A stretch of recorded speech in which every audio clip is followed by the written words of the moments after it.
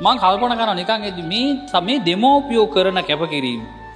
පන්ති 3ක පන්ති ගාස්තුම කීයද? ඒකක් දීලා කන්නත් ගෙනත් දෙනවා. පුදුම නැද්ද ඒක? පුදුම එකක් නේක. බොන්නත් ගෙනත් දෙනවා. ආයෙ මොනවද ගෙනත් දෙන්නේ? ඇඳුම්. අවුරුද්දට හරි ඇඳුමක් කරන් දෙනව නේද?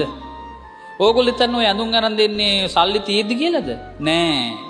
ලංකාවේ තාත්තලා ණය වෙන කාලේ අවුරුදු කාලේ ඔය ණයක් වෙලා ඔය අරන් දෙන්නේ. පුතාලා දන්නේ නෑ ඔයා. ඔය දුවලට ඕවා දැන් හිතන්න වෙලාවක් නෑ. ඒ යුගේ පහ වුණා. අපිට කියන්න නෝ ඒ නිසා. ඔයාලගේ තාත්තට කලිසමක් නැතුව ඔය අරන් දෙන්නේ. අපේ තාත්තත් එහෙම තමයි. ඒක සියලු තාත්තලාගේ එකක් අමුතුම එකක්. අපේ රටේ තියෙන එකක් ඒක. දරුව වෙනුවෙන් නැහෙනවා. දරුව වෙනුවෙන් නැහෙනවා. පුදුම එකක් ඈ. තරුණ කාලේ ලස්සන්ට ඉන්න ඕනි කාලේ තාත්තලා කැප කරනවා. මොකටද? දරුව වෙනුවෙන්. ලස්සන්ට ඉන්න පුළුවන් තරුණ කාලේ.